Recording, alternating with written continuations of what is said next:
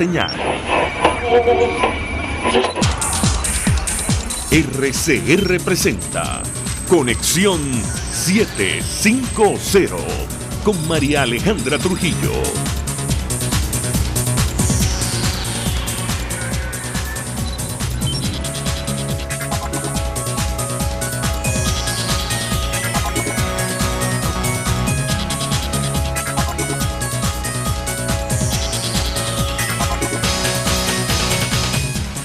Muy buenas tardes a Radio Caracas Radio, lo mejor este jueves 11 de junio del año 2020. Todo el equipo que trabaja para ustedes a partir de esta hora los saluda. Variada y abundante información que compartir y analizar como es costumbre la tarde de hoy. Maduro no va a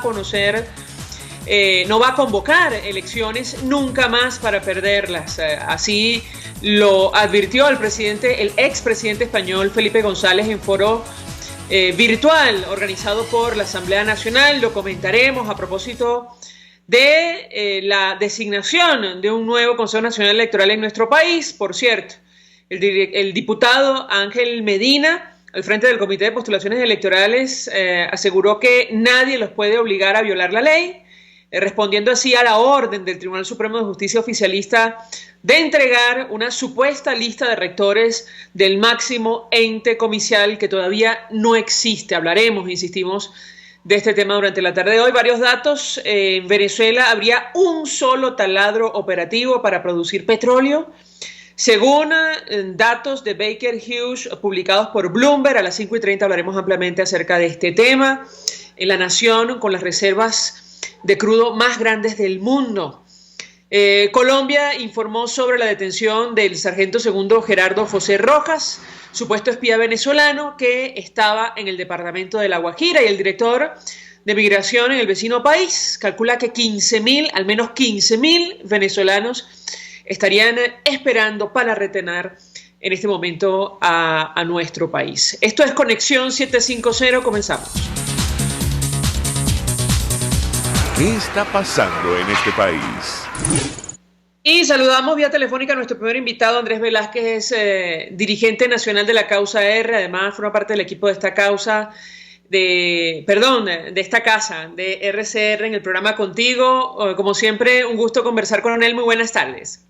Buenas tardes, María Alejandra, un gran gusto, igualmente. Pues mucho interés de escuchar su opinión, análisis acerca de lo que está ocurriendo en materia electoral. Veíamos una declaración que grababa en redes sociales, donde, entre otras cosas, advertía que toda elección convocada bajo el control de Maduro es una elección trampeada. Quisiera iniciar conversación a partir de este tema. Lo escuchamos. Sí, así lo creo y así lo confirmo y lo ratifico. Toda elección bajo el control de Nicolás Maduro o con Nicolás Maduro usurpando el poder, definitivamente es una elección que no puede ni debe tener ninguna confianza del pueblo venezolano, porque sencillamente bajo este régimen el voto perdió todo su valor. No vale nada el voto, mejor dicho, porque podemos efectivamente ir a votar, pero no tenemos el derecho o la libertad de elegir, porque el voto se ejerce para elegir libremente a quien le dé la gana al pueblo venezolano. Y resulta que en Venezuela eso no es así. Y perdóname que yo me ponga como ejemplo, pero yo tengo la autoridad moral para decirlo, porque precisamente he sido víctima de ello, y con mi caso, que ha sido precisamente el único caso concreto, demostrado de manera irrefutable, con las pruebas en manos, números en manos, actas en manos, de los resultados electorales en el Estado Bolívar, y resulta que, bueno, aquí proclamaron a otro como ganador y no precisamente al que el pueblo eligió.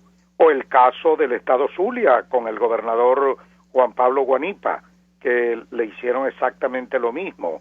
O el caso de los diputados representantes del Estado Amazonas, que lo dejaron sin representación parlamentaria. o el caso del alcalde mayor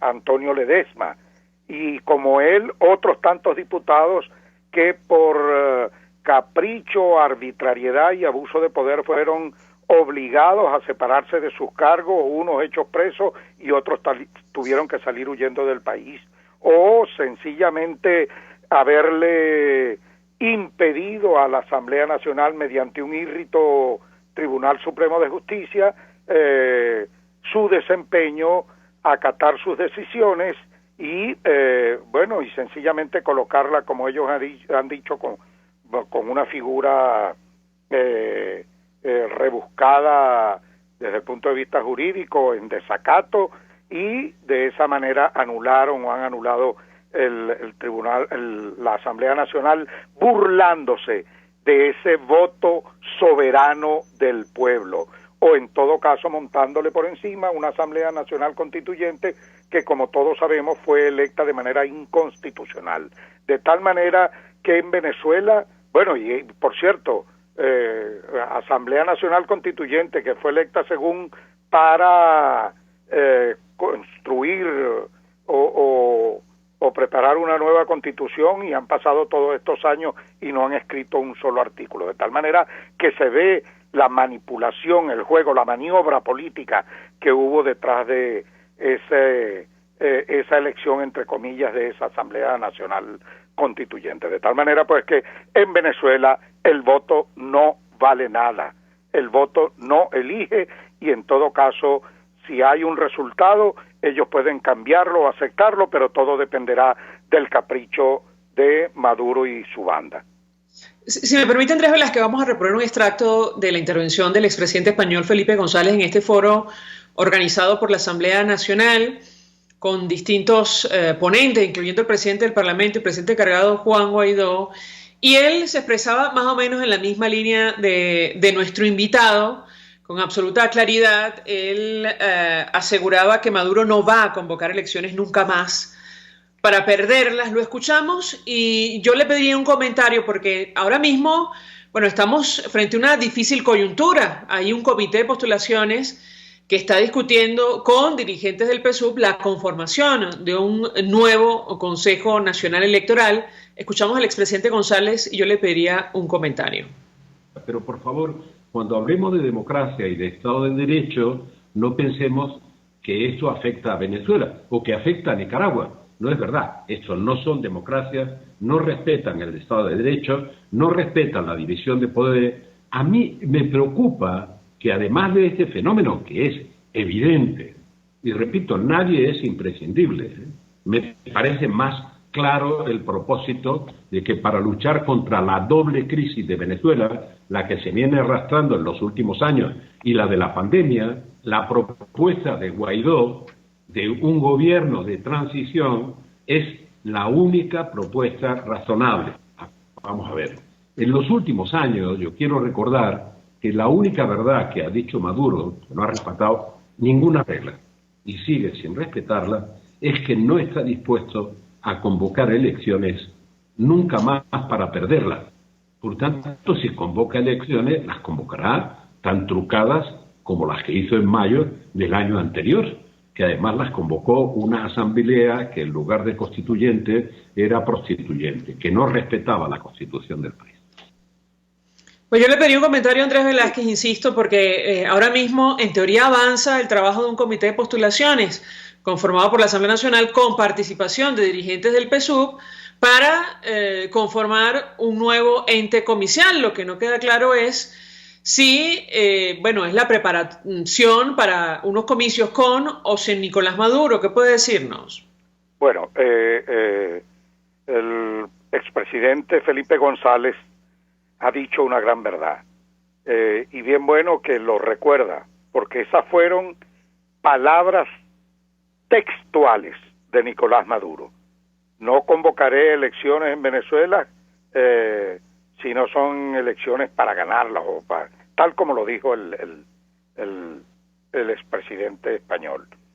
Y precisamente, de eso se trata, de que estamos asistiendo a una suerte de celada de parte del régimen para unas elecciones parlamentarias donde el mayor argumento que ellos ponen por delante es que tocan desde el punto de vista constitucional. Y yo digo, bueno, precisamente ese es el fondo del tema que nosotros tenemos que resaltar en este momento, la Constitución. Volver a meternos en el marco de la Constitución. Porque si vamos a hablar de Constitución entonces, o de mandato constitucional para convocar a elecciones parlamentarias, bueno, yo tengo necesariamente que recordarle a todos los venezolanos y al mundo que en Venezuela están pendientes unas elecciones presidenciales. Esas están pendientes. Para que volvamos al hilo constitucional, para que nos metamos dentro del marco de la Constitución, porque todos sabemos que Nicolás Maduro es un usurpador, que Nicolás Maduro se autoeligió con un simulacro electoral del 20 de mayo del 2018 que todos conocemos, a los cuales el pueblo venezolano le dio la espalda, que no la convalidó, ni siquiera Falcón, que se prestó de payaso para animarle su mascarada electoral, bueno, al final terminó diciendo que lo habían trampeado. Y entonces, bueno, de eso se trata, de que nos metamos en el ruedo constitucional y en ese sentido poner la condición de la Constitución por delante implica convocar entonces elecciones presidenciales.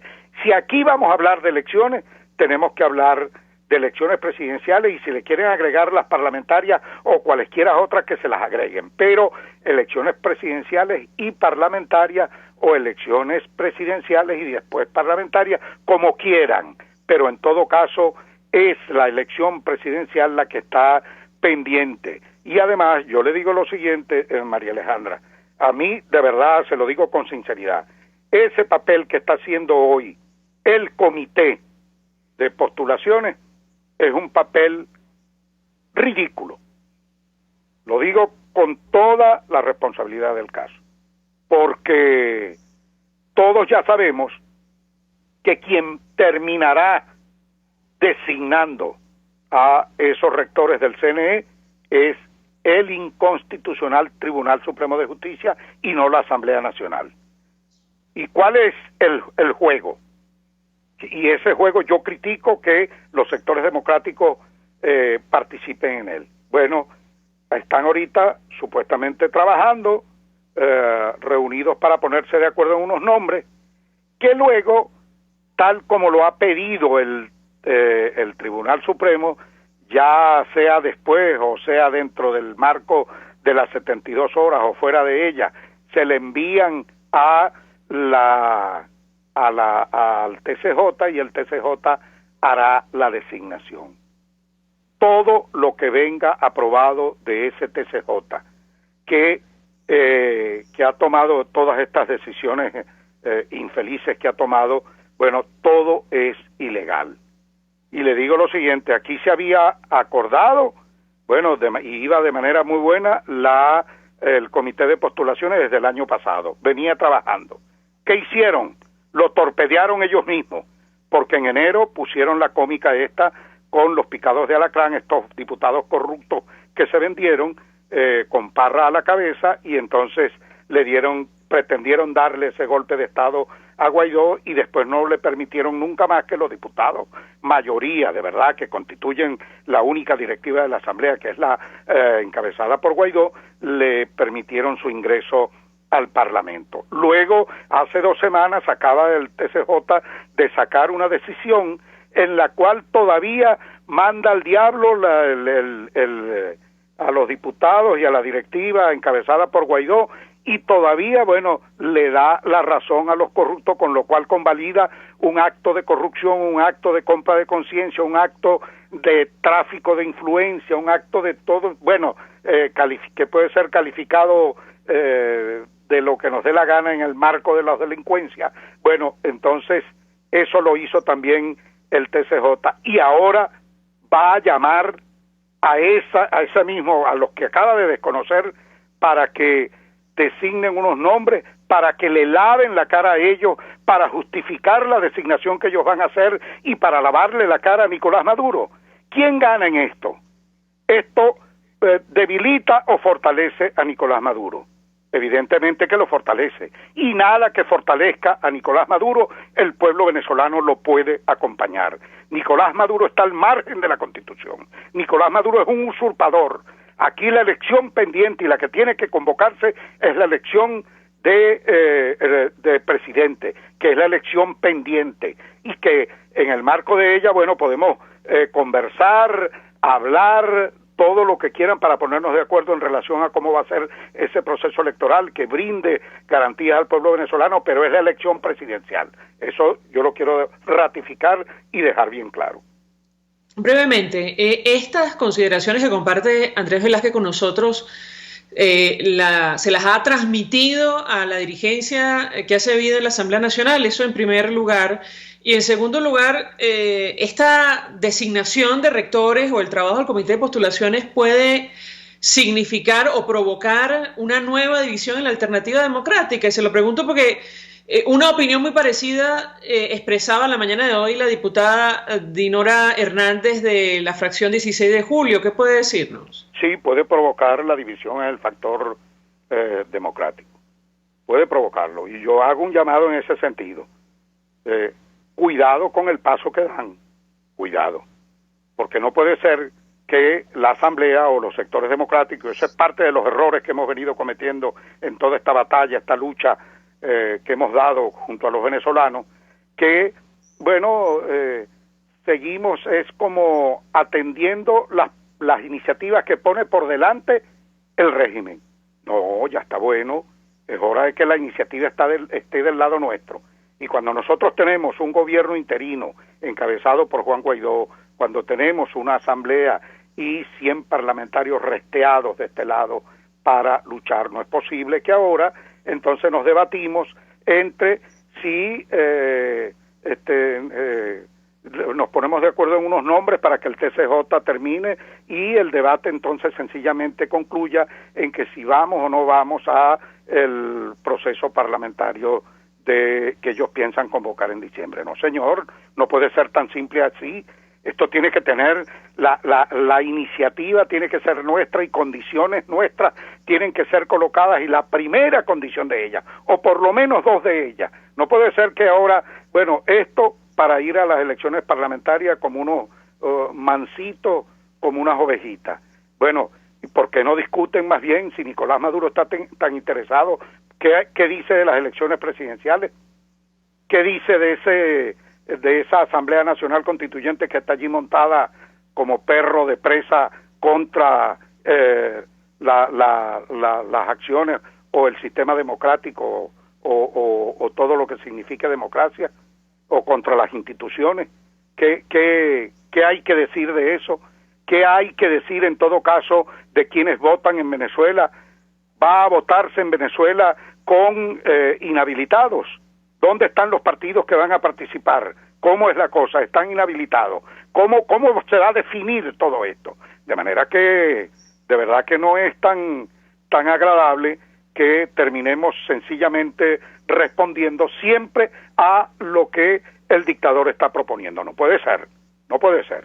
Tenemos el respaldo del mundo, tenemos el respaldo de nuestro primer y gran aliado, que es el gobierno americano, tenemos el respaldo de América Latina, tenemos el respaldo de Europa, de los parlamentos europeos. No tengamos miedo, vamos para adelante, vamos a poner condiciones. Si es que quieren hablar de elecciones, comencemos hablando de elección presidencial.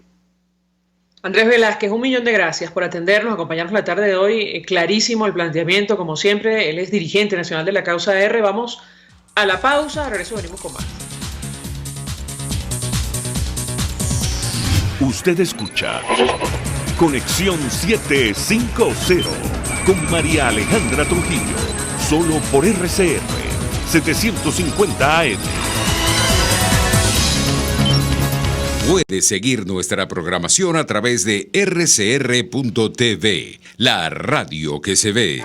Mensaje del ingeniero Kenick Navarro, presidente del FONPRES CIB. Apreciado colega ingeniero, arquitecto y afín, el Fondo de Previsión Social del Colegio de Ingenieros de Venezuela, FONPRES CIB, diseñó para la protección de tu salud el Sistema Integral de Previsión Social. El mismo tiene a tu disposición beneficios de la solvencia, asistencia primaria de salud, el plan de salud con coberturas de acceso VIP, todos estos planes pensando en la protección de tu familia. Para mayor información visita fonprescib.net.be. Colegio de Ingenieros de Venezuela, construyendo futuro.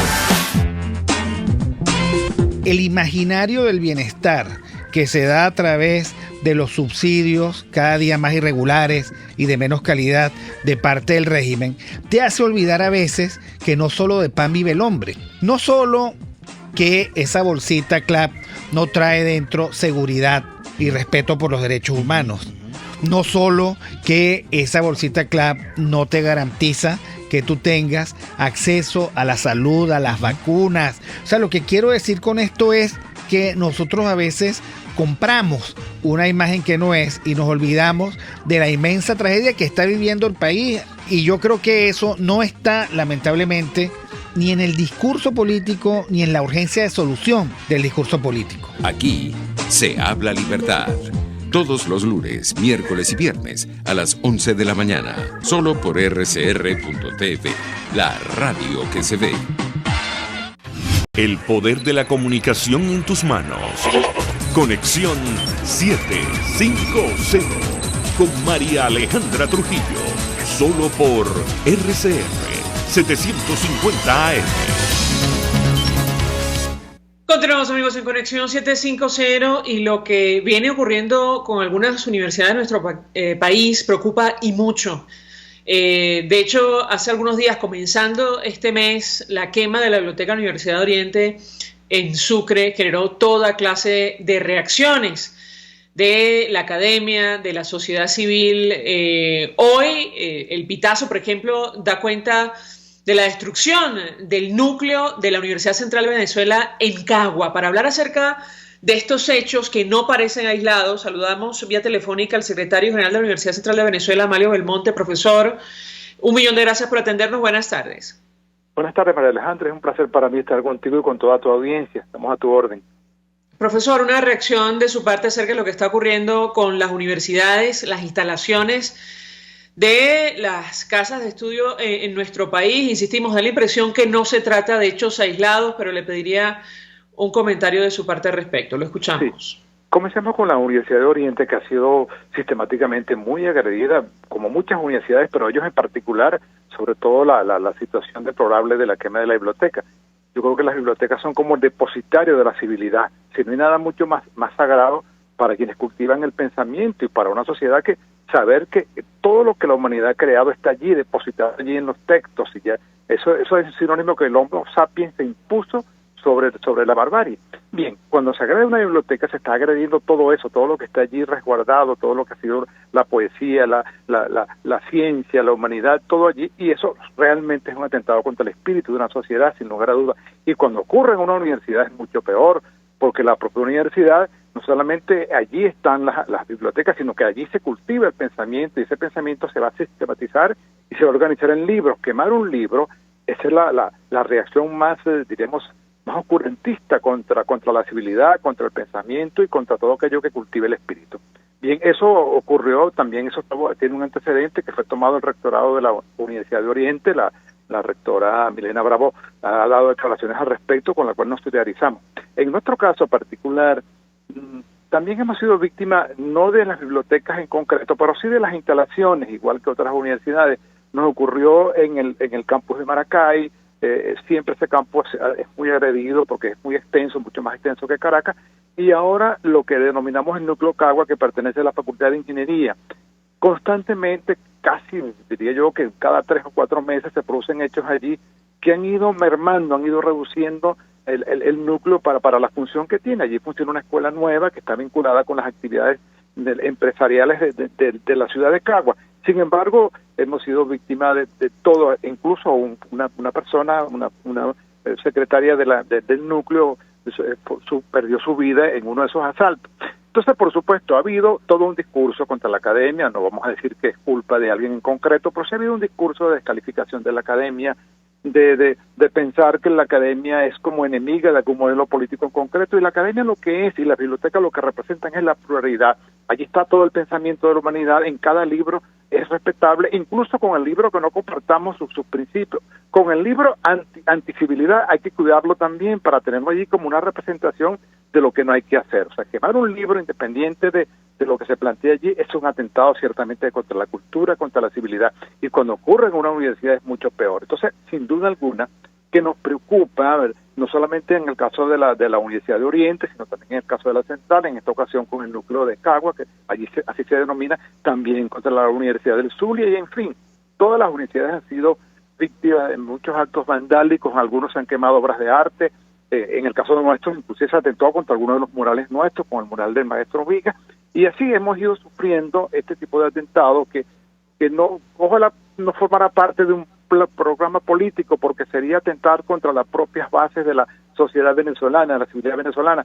Y yo creo que sobre eso es que está la alerta. Yo pienso que no, que por encima de cualquier discrepancia política debe de manera muy, muy respetuosa tener una actitud de cuidado acerca de lo que es el arte, lo que es el conocimiento, lo que es el pensamiento, lo que es la academia, y eso lamentablemente pareciera que no forma parte del esquema de valores de algunas personas. Yo creo que si no se respeta en una sociedad las bibliotecas, la academia, todo lo que genere pensamiento, se está irrespetando a toda la sociedad, y eso lo estamos viviendo y es muy lamentable, sin lugar a duda. Y aprovecho el programa pues para solidarizarme con la Universidad de Oriente y con la Facultad de Ingeniería nuestra, con su decana y con quienes dirigen el núcleo de Cagua de nuestra Universidad Central de Venezuela. Ahora, esta situación, el núcleo de Cagua no es nueva, ¿correcto? ¿O nos equivocamos? No, es muy sistemática, incluso tiene varios años que ocurre. Hemos intentado hacer todo lo posible, e incluso hemos hablado mucho con el ministro de Educación, con todos los que han sido ministros de Educación Universitaria, hemos hablado con el gobernador del estado de Aragua, inclusive con los organismos del estado que se encargan de la preservación del orden público. Le hemos manifestado la necesidad de protección, porque está ubicado pues obviamente en parte en las afueras de la ciudad de Cagua, muy al borde de la ciudad de Cagua al inicio, y eso por supuesto le pertenece o debe protegerlo tanto la alcaldía de Sucre, que se llama así el municipio, como la gobernación del estado de Aragua. Ahí hemos hecho esfuerzo, la rectora lo ha hecho por su lado, los decanos de la Facultad de Agronomía y Veterinaria, los decanos también de la Facultad de Ingeniería, la decana lo ha hecho también muy ostensible. Nosotros mismos nos hemos dirigido a Relaciones Interiores para buscar mayor protección, porque eso está allí muy vulnerable. Sin embargo, nos han recibido ciertamente, pero no ha habido la protección necesaria. Yo creo que al gobierno le corresponde cuidar las instalaciones todas, pero en este caso las instalaciones de carácter académico, porque por la función que representan. Esa es la única escuela universitaria que funciona en la ciudad de Cagua, en este caso el núcleo nuestro. Debería tener entonces comportarse hacia ella una mayor protección, una preservación, porque está cumpliendo una función muy noble, que es generar ingenieros muy vinculados con lo que es el predominio de las empresas que funcionan en esa ciudad, y además forma parte de la UCB, forma parte de una institución que el año que viene cumplimos 300 años. Finalmente, profesor, a propósito de lo que está ocurriendo en el año académico, con la educación en general en nuestro país, producto de la pandemia, hace algunos días Aristóbulo Istúriz advertía que probablemente el año podría iniciando 2021, en el caso de educación básica, entiendo, pero le pediría una reflexión al respecto, porque no se ha dicho absolutamente nada acerca del impacto que ha tenido esta situación de educación a distancia en un país con las deficiencias que tiene Venezuela, sobre todo en materia de conectividad. ¿Qué puede decirnos? Lo escuchamos. Sí, pero hemos hecho un gran esfuerzo, todas las facultades de la UCB han hecho un esfuerzo, sabemos que también lo han hecho otras universidades, pero ¿cuáles son las limitaciones? Las limitaciones son de carácter externo, las propias universidades. El sistema eléctrico, en este momento que hablamos tú y yo por aquí, de este programa que tiene mucha audiencia, que es muy respetable, hay muchas personas que quizás no nos puedan oír porque no tienen electricidad, o los que los oyen por la vía de internet no pueden hacerlo porque la conectividad es muy limitada. Sin embargo, a pesar de eso, nuestras facultades están desarrollando materias, aquellas donde lo presencial pudiera o posponerse, o en todo caso, en esta ocasión sustituirse. Hemos hecho esfuerzo en todas las facultades, inclusive mañana tenemos una actividad muy importante en la Facultad de Medicina, por lo que llaman ellos telemedicina. Hoy hicimos algunas actividades. Todas las facultades están desarrollando programas utilizando la modalidad virtual, pero no es suficiente. En primer lugar, que no sustituye nunca lo presencial, y en segundo lugar, porque desarrollar esas actividades tiene limitaciones tanto externas como internas. Las externas son el Servicio Eléctrico Nacional, que es muy deficiente. No nos han hecho aportes en lo interno para nosotros fortalecer nuestras plataformas de comunicacionales, ninguna. Estamos trabajando con equipos y materiales que no están modernizados porque no tenemos los recursos. Entonces, cuando nos dicen universidad en casa, ciertamente es un eslogan del ministerio, pero no hay ninguna actividad que funcione que respalde eso. E imaginamos nosotros que en el resto de la educación venezolana está ocurriendo lo mismo. Ya sabemos cómo los padres están sustituyendo a los profesores, cómo no es posible mantener un vínculo constante por la vía de Internet.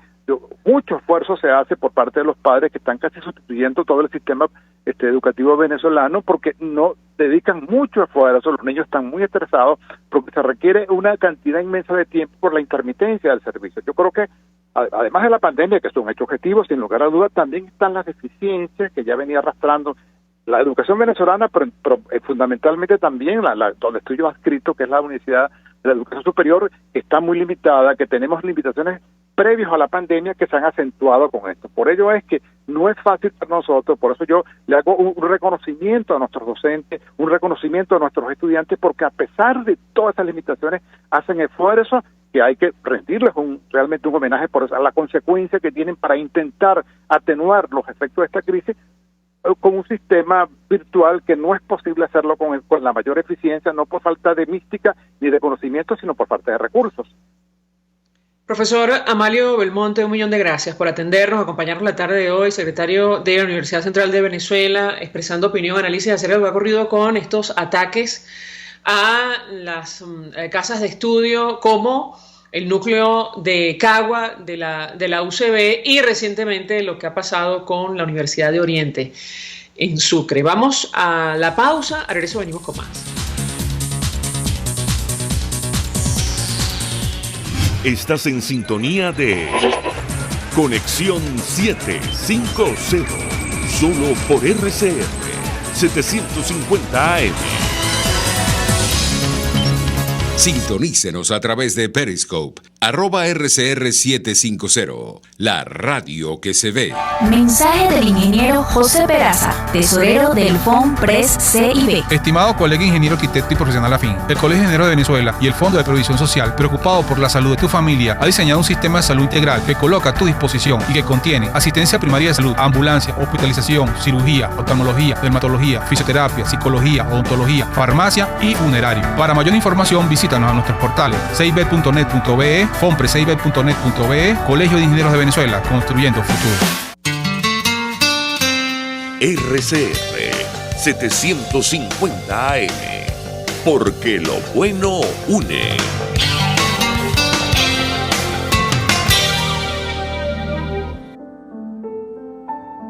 La Academia de Ciencias Físicas, Matemáticas y Naturales presenta El progreso tiene su ciencia.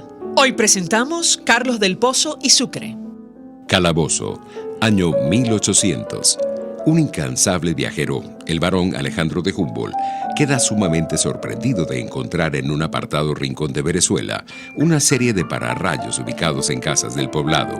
El autor de tales instrumentos era Carlos del Pozo y Sucre, un empleado del gobierno nacional español que en sus ratos libres, seguramente muy abundantes, se dedicaba a informarse de los progresos científicos y tecnológicos y a poner en práctica los conocimientos adquiridos.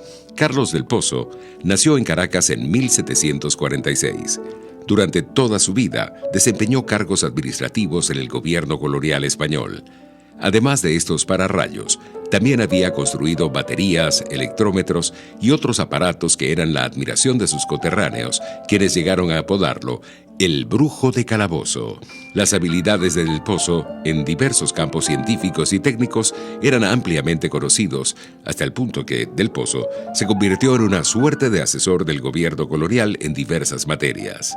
Cuando se introdujo la vacunación antivariólica en 1804, la Junta Central de Vacunación le encomendó investigar la posible infección por viruela en el ganado de la región, que es de donde proviene la vacuna para humanos, con resultados aparentemente positivos. Asimismo, cuando se decidió construir un coliseo en Caracas con un techo de notable dificultad técnica, el nombre de Carlos del Pozo estuvo entre los primeros en ser considerado.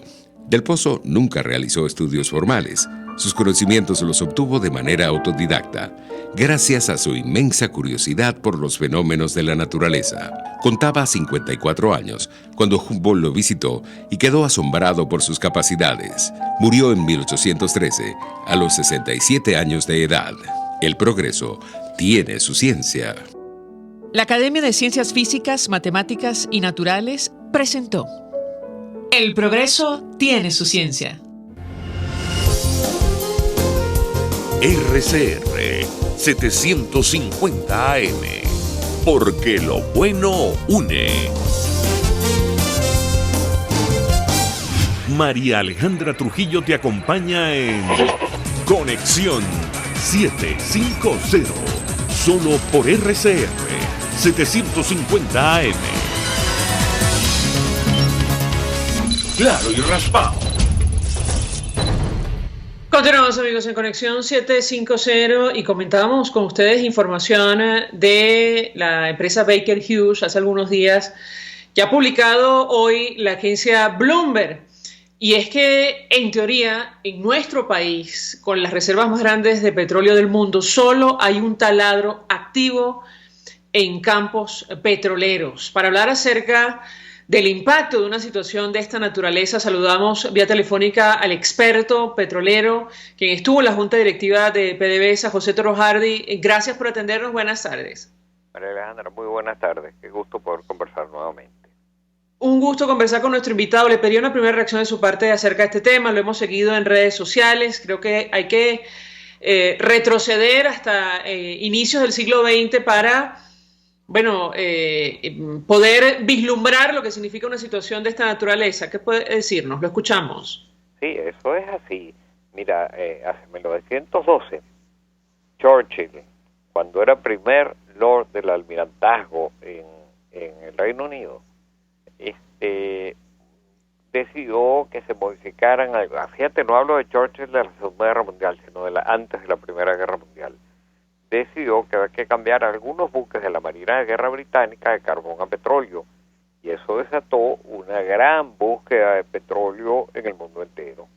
Un año después, en 1913, se perforó el primer pozo petrolero exitoso en Venezuela, que fue el Sumaque número 1, que en un alarde de productividad sigue activo, por cierto, pero desde aquella época, desde 1911, 1912, en Venezuela siempre ha habido muchos más taladros activos que los que en este momento hay. Hubo un momento en que teníamos, yo recuerdo hasta 1997, 98, lo sé porque yo estaba en el directorio de PDVSA, teníamos más de 120 taladros activos en ese momento. A mí me suena imposible pensar que en este momento, según la información que está dando Bloomberg, haya un solo activo, un solo taladro activo en el país. Ese taladro tiene una clara indicación, una clara correlación con el petróleo que se produce en el país. Evidentemente la producción petrolera está cayendo aceleradamente y quizás ahora se agudiza la situación porque recordemos que incluso la empresa Chevron, que aunque no se ha ido, está deteniendo sus operaciones, tenía quizás el mayor número de taladros activos en Venezuela y detuvo sus operaciones. Eso llega en este momento a una cosa inconcebible en un país petrolero como Venezuela, de una historial de producción petrolera impresionante y que ahora esté paralizada la empresa. Ahora, hasta hace poco, el 95% de las divisas que ingresaban a nuestro país venían por cuenta de la exportación petrolera. El impacto de una situación como esta de confirmarse para las finanzas públicas de Venezuela, ¿qué puede decirnos? Es terrible. Llegó hasta el 97% de las divisas que ingresaban al país las aportaba el sector petrolero. Pero en este momento, sencillamente, al caer, la industria petrolera ha caído de tal forma que el ingreso petrolero se ha venido a pique. Recordemos que el ingreso petrolero, María Alejandra, es una combinación de dos cosas: cuánto petróleo se produce y a qué precio se vende. Resulta que el petróleo que se produce, bueno, según las cifras de esas que está dando en este momento, debe estar en el orden de 500 y tantos mil barriles, ya no debe llegar a 600.000. Y el precio, hemos visto la caída muy fuerte que ha tenido a lo largo de este año, aunque hubo una pequeña recuperación, pero de todas maneras sigue estando muy por debajo de lo que estaba a finales del año pasado. De manera que el ingreso de divisas de Venezuela es muy poco, y eso trae como consecuencia, bueno, lo que estamos viendo, que el gobierno está entregando oro, que está haciendo, vimos cómo la información que se dio es que el petróleo que llegó de Irán lo pagaron con lingotes de oro, que costó $45 millones aproximadamente, porque es que ya no hay liquidez, ya no hay dólares en el país para mantener las importaciones normales que un país como Venezuela requiere. Ahora, ha dicho Nicolás Maduro que los países de la OPEP le prometieron ayuda para salir al rescate de Venezuela. Yo le pediría un comentario, porque a la luz de esta información, caramba, la labor luce titánica. ¿Qué puede decirnos? Bueno, Maduro dice de todo, y eso no quiere decir que las cosas que esté diciendo se ajusten a lo que de verdad está ocurriendo.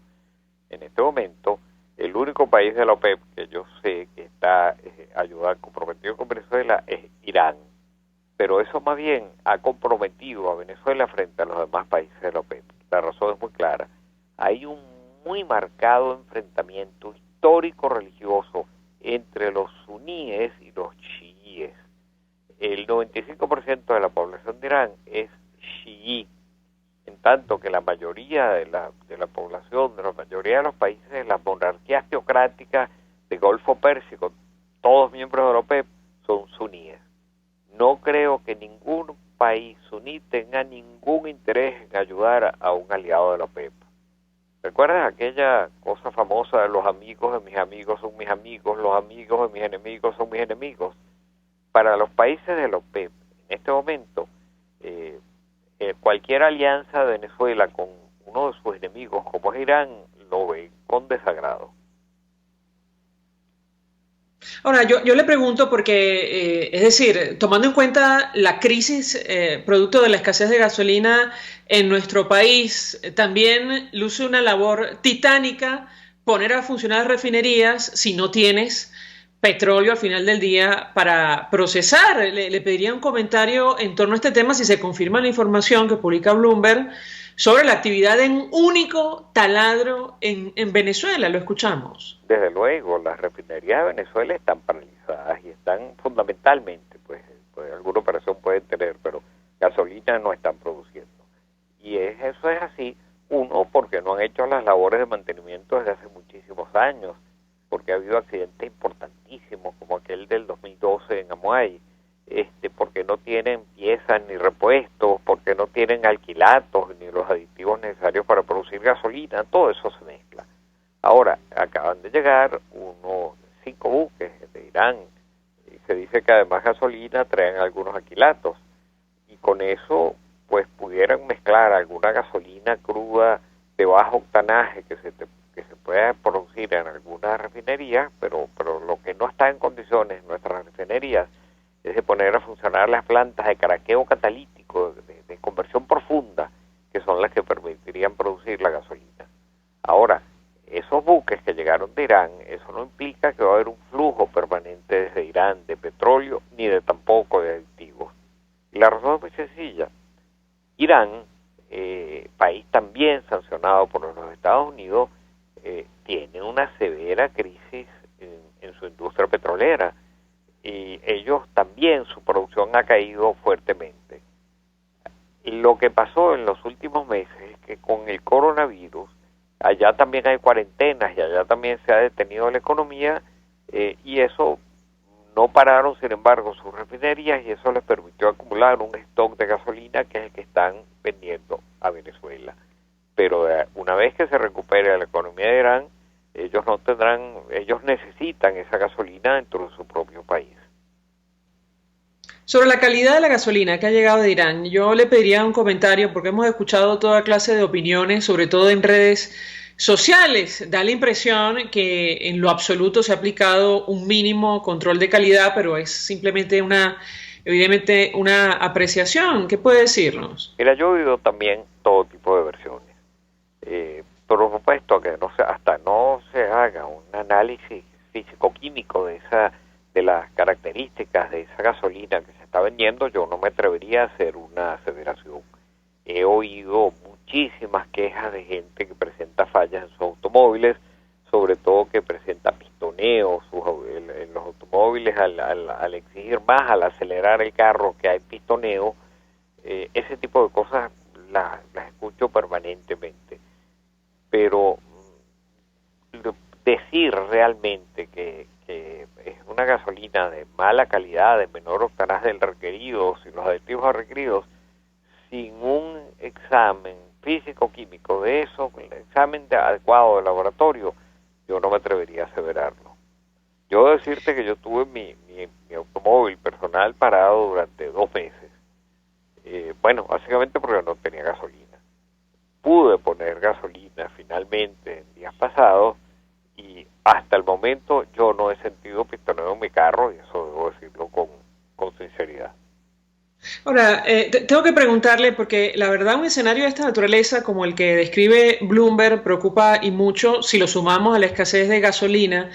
Leyendo la información pensamos, caramba, podía haber una administración peor a la del general Quevedo al frente de PDVSA a la luz de estos datos. Yo le pediría un comentario porque muchos dirán, esta situación se debe a las sanciones. Sin embargo, también es cierto que un país como Irán tiene más sanciones que Venezuela y ahora mismo nos está vendiendo combustible. Quisiera un comentario de su parte al respecto. Lo escuchamos. Sí, ciertamente. Lo que pasa es que las sanciones que afectan a PDVSA, que podrán afectar las exportaciones de petróleo, eso tiene menos de un año.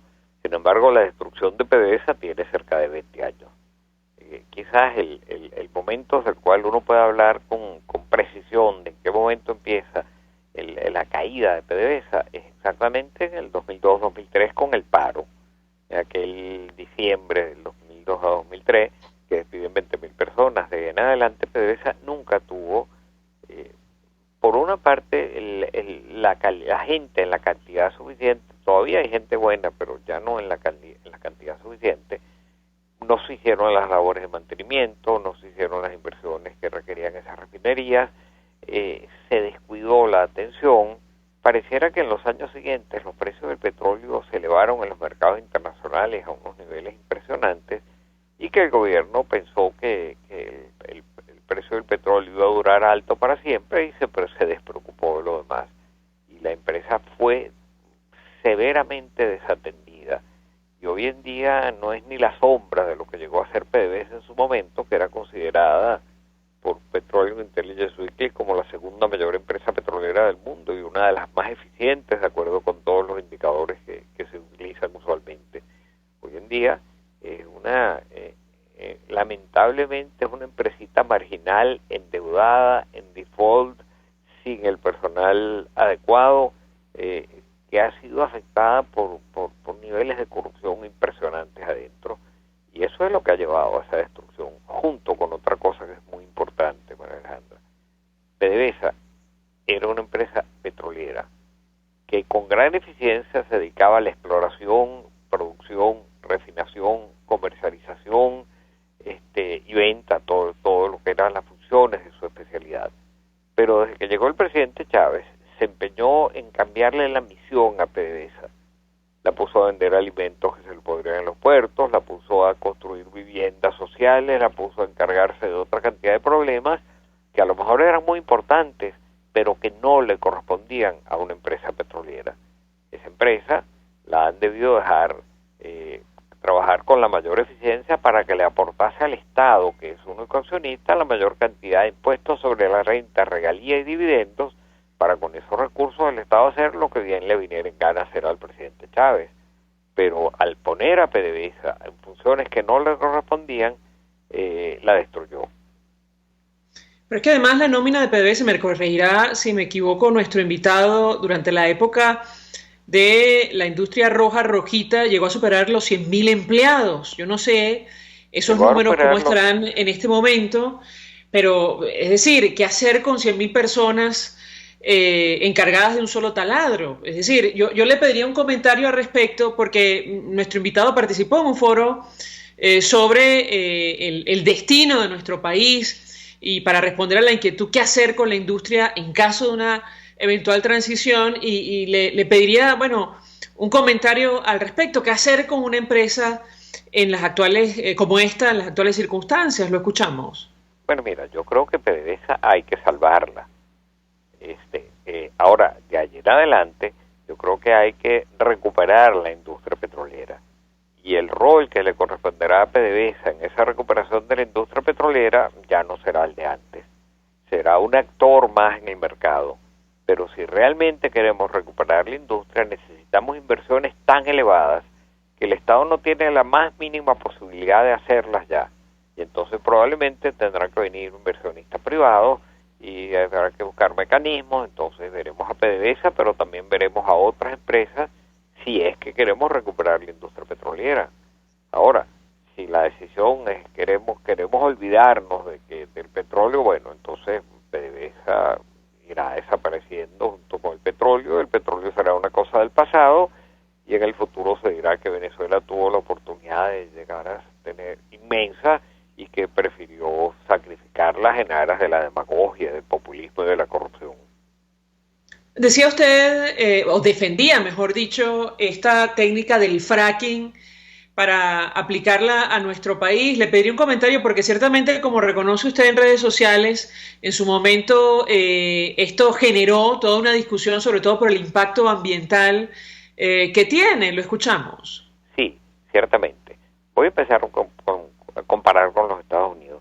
Los Estados Unidos tenía una demanda de petróleo que se venía incrementando cada vez más, pero su producción petrolera doméstica se venía a pique. Y además los Estados Unidos estaban sumamente incómodos, digamos, con las permanentes imposiciones de la OPEP y las recurrentes conflictos en el Medio Oriente que hacían que con periódica frecuencia se interrumpiese el suministro de petróleo a aquella región del mundo. En medio de ese panorama, Venezuela fue transformándose en el principal abastecedor de petróleo de los Estados Unidos y además el más seguro, porque aquí no había conflictos que amenazasen hasta que llegó Chávez. Aquí lo que éramos un abastecedor seguro y confiable que siempre acudía en auxilio de los mercados cuando había problemas en el Medio Oriente. Ahora, llegó un momento en que Venezuela también, cuando llega Chávez, empieza a proclamar ni un barril más de petróleo a los Estados Unidos. Y además, los países árabes tenían conflictos. Bueno, los Estados Unidos lo que hizo fue desarrollar una nueva tecnología. Un ingeniero geólogo americano muy importante de Texas, que se llamaba George Mitchell, que desarrolló una nueva tecnología que se llama el fracking, a través de la cual llegaban a la roca madre del petróleo. Y aquí quiero detenerme. Usualmente el petróleo se forma en una roca madre, que es la que genera, gracias a que hay grandes temperaturas y presiones, la materia orgánica contenida en esa roca madre se transforma en petróleo, y buena parte de ese petróleo migra hacia afuera y se forman anticlinales. En la industria petrolera hasta este momento lo que hacía era aprovechar el petróleo que había migrado de la roca donde se formó. Pero con esta tecnología del señor Mitchell, lo que hace es llegar hasta esa roca y vía presión hidráulica la fractura, y entonces libera enormes cantidades de petróleo y de gas que están atrapados en los poros de esa roca, pero al cual hasta ahora no había acceso. Pues bueno, resulta que Venezuela tiene tiene dos grandes formaciones de roca madre de petróleo. Una en el occidente, que ocupa prácticamente todo el occidente del país, que se llama La Luna. En esa formación rocosa que se llama La Luna, en esa formación de roca madre, se formó todo el petróleo que se conoce y que se ha explotado en la cuenca hidrográfica del lago de Maracaibo. Pero al llegar a la roca misma, aunque se sabía que ahí había petróleo, ese no se podía explotar. Con el fracking se abre una nueva perspectiva. Se pudiera llegar hasta esa roca, fracturarla con las técnicas del fracking del señor Mitchell, y eso podría traducirse en una producción importante adicional de petróleo para Venezuela. No solo por esta formación que hay en el occidente que se llama la Luna, hay otra muy similar en el oriente, de donde salió todo el petróleo que hay en la faja del Orinoco. Ahora, hasta el momento, lo que había dos cosas habían frenado el desarrollo del fracking. Uno era que sus costos eran mayores, pero hoy en día ha evolucionado de tal forma la tecnología que ese problema tiende a resolverse. Ha bajado sensiblemente y es competitivo con otro petróleo. Pero el segundo problema era el daño ambiental, porque para fracturar la roca se inyectaba a presión agua, presión hidráulica, pero también arena y productos químicos. Y entonces al fracturarse la roca, esos productos químicos eventualmente contaminaban el ambiente en el entorno de la roca. Y se decía que podía llegar a contaminar aguas submarinas, aguas corrientes de agua dulce, yacimientos de agua dulce en el subsuelo. Bueno, eso también se ha venido solucionando con la tecnología, y Venezuela pudiera llegar a ser un gran productor de petróleo de lutitas, pero por el momento todavía seguimos teniendo otras opciones. Quizás el petróleo ese de lutitas, si se mantiene el consumo petrolero por muchos años, o si llega a subir los precios, será una opción. Hasta el momento tenemos opciones más económicas, que es donde habría que centrar todos los esfuerzos en el momento en que en Venezuela se produzca una transición y empecemos a tratar de recuperar por vía todavía las reservas de petróleo convencional, que en el corto plazo todavía son sustanciales. José Torros Hardy, un millón de gracias por atendernos, acompañarnos la tarde de hoy. Experto petrolero, estuvo en la Junta Directiva de Petróleos de Venezuela, bueno, expresando opinión, análisis acerca de esta información que publica Bloomberg. Un único taladro funciona ahora mismo en Venezuela, según la empresa Baker Hughes. Vamos a la pausa, regreso, venimos con más. Escuchamos Conexión 750, solo por RCR 750 AM. Puedes seguirnos en nuestras redes sociales. En Twitter, @RCR750, la radio que se ve.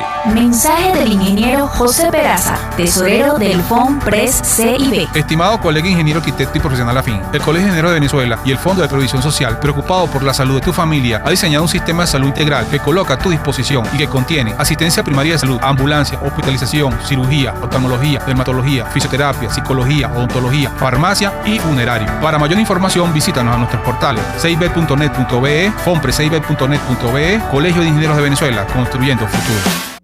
El poder de la comunicación en tus manos. Conexión 750 con María Alejandra Trujillo, solo por RCR 750 AM.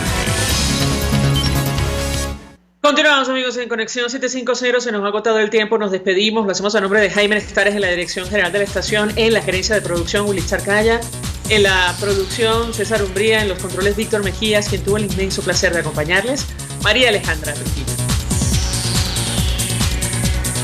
El Fondo de Previsión Social del Colegio de Ingenieros de Venezuela presentó. RCR presentó Conexión 750 con María Alejandra Trujillo, solo por RCR 750 AM.